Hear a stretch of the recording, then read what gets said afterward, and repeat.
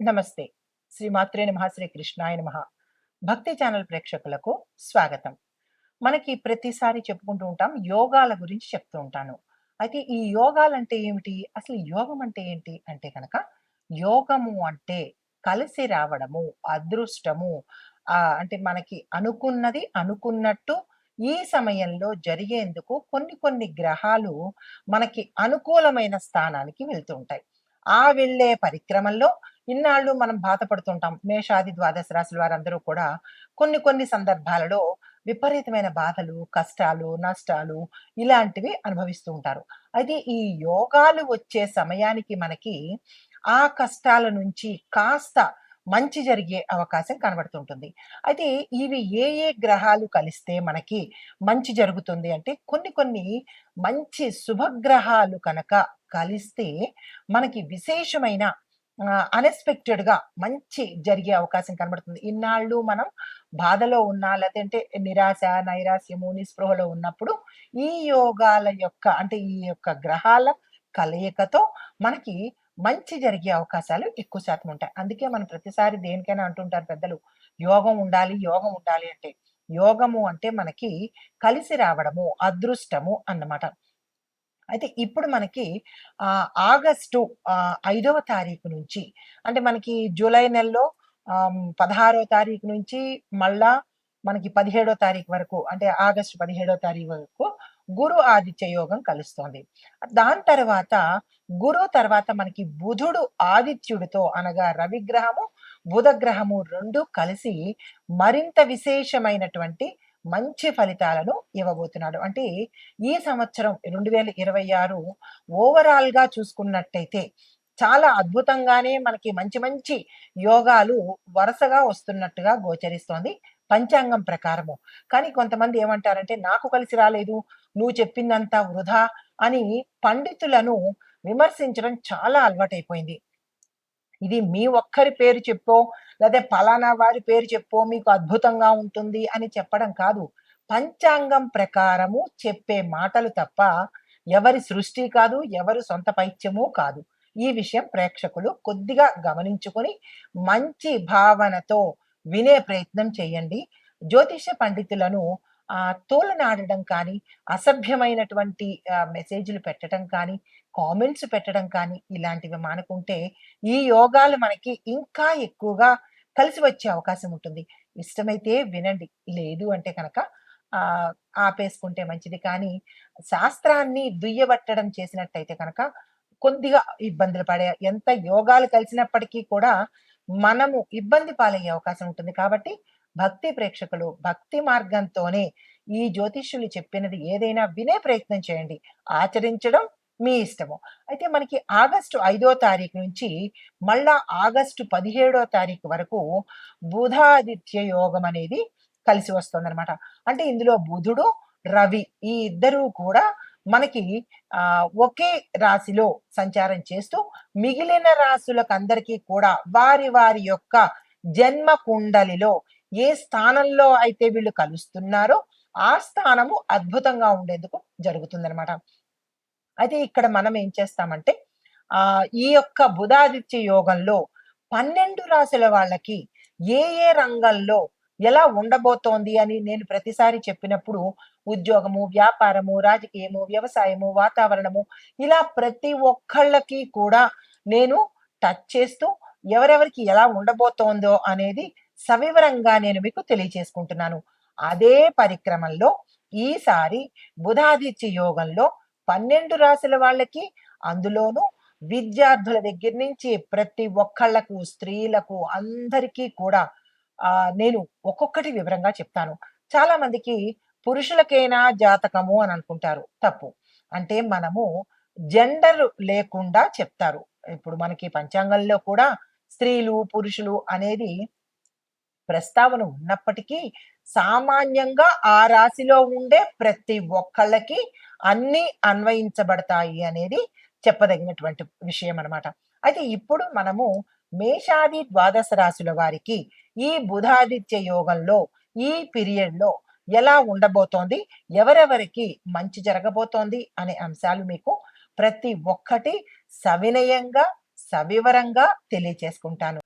తదుపరి రాశి సింహరాశి. ఈ రాశి వారికి బుధాదిత్య యోగ ప్రభావము ఎలా ఉండబోతోందంటే, సూర్యుడు యొక్క ఆత్మవిశ్వాసంతో పాటు బుధుడి యొక్క తెలివితేటలు కూడా ఈ రాశిలో ఉండేవారికి అద్భుతంగా ఉండబోతున్నాయి.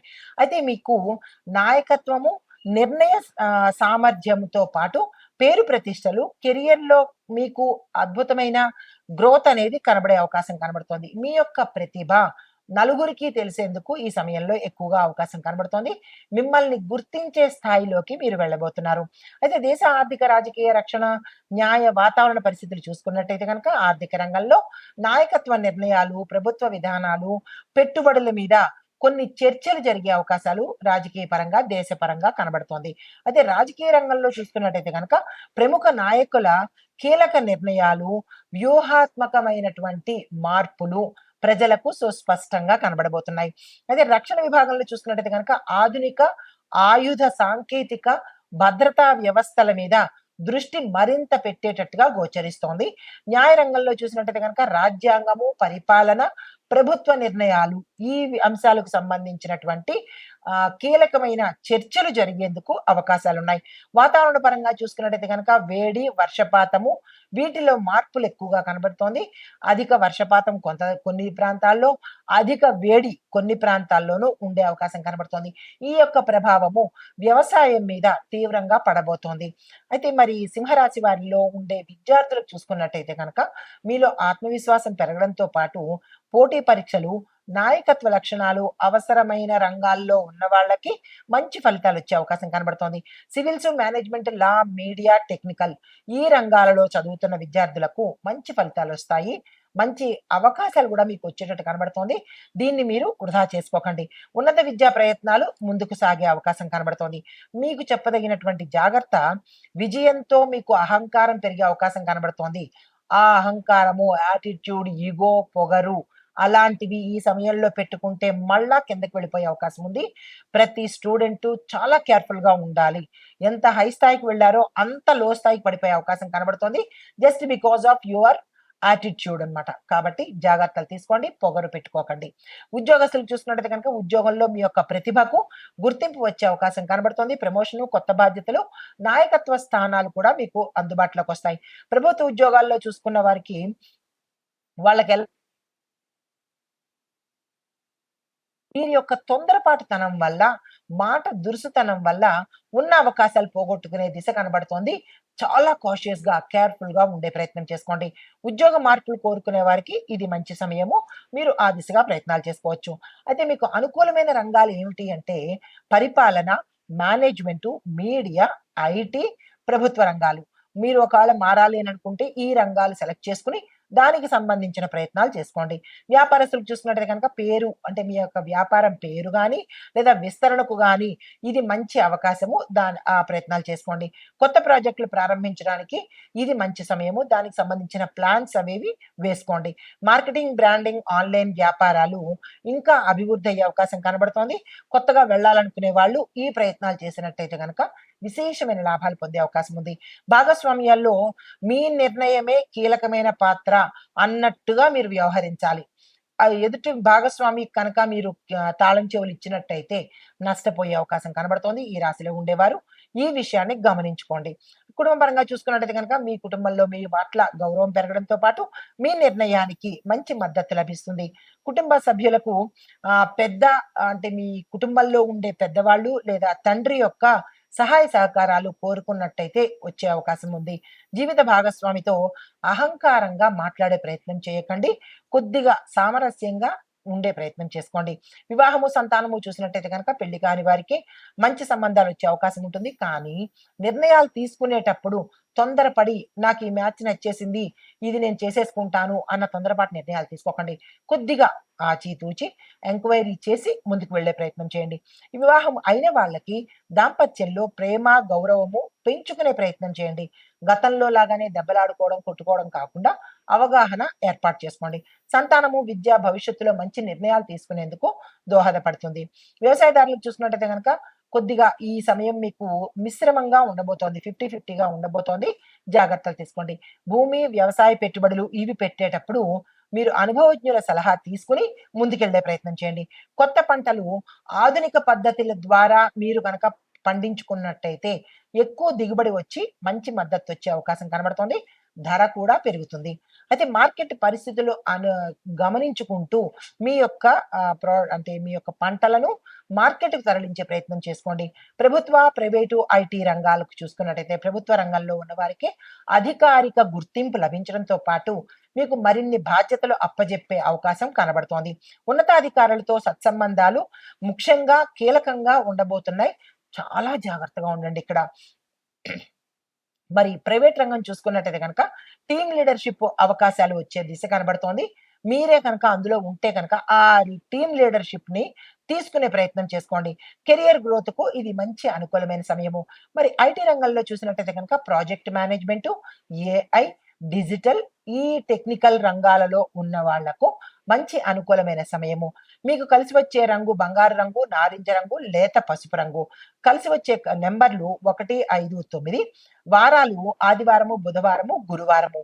మీకు చెప్పదగినటువంటి పరిహారాలు ప్రతిరోజు ఉదయము ఈ ఆదిత్య యోగం ఎన్నాళ్ళు ఉంటుందో అన్ని రోజులు ప్రతి ఉదయము సూర్యుడికి నీరుని సమర్పించే ప్రయత్నం చేసుకోండి. ఆదివారం రోజు సూర్య నమస్కారాలు చేసుకోండి. మీకు ఎన్ని తెలుసో, ఎలా తెలుసో అలాగే చేసుకునే ప్రయత్నం చేసుకోండి. బుధవారం రోజు గణపతి ప్రార్థన చేసుకొని, గణపతి ఆలయ దర్శనం చేసుకునే వీలుంటే చేసుకునే ప్రయత్నం చేసుకోండి. మీరు ఇవ్వవలసిన దానాలు గోధుమలు, ఎర్రని వస్త్రాలు, బెల్లము, విద్యార్థులకు సామాగ్రి అంటే పుస్తకాలు, పెన్నులు, బ్యాగులు ఇలాంటివి మీ యథాశక్తి దానంగా ఇచ్చుకునే ప్రయత్నం చేయండి. మీకు చెప్పదగినటువంటి మంత్రాలు సూర్యుడి కోసము ఓం ఘృణి సూర్యాయ నమః ఆదివారం రోజు 108 సార్లు, బుధుడికి సంబంధించి ఓం బుం బుధాయ నమః అనే మంత్రాన్ని బుధవారం రోజు 108 సార్లు చదువుకునే ప్రయత్నం చేస్తూ ఆదిత్య హృదయాన్ని ఒక్కసారి వినే ప్రయత్నం చేసుకోండి. అయితే ఈ రాశిలో ఉండే వారికి ఈ యోగంలో పేరు ప్రతిష్టలు, ఉద్యోగంలో అభివృద్ధి, నాయకత్వాలకు సంబంధించిన అవకాశాలు రావడంతో పాటు మీరు చేయవలసిన పని వినయము, సహనము పాటిస్తే మంచి ఫలితాలు పొందేందుకు అవకాశం కనబడుతోంది. ఇది మేష ద్వాదశ రాశుల వారిలో ఈ రాశి వారికి చెప్పదగినటువంటి గోచార రీత్యా ఫలితాలు, పరిహారాలు, సూచనలు. నమస్తే.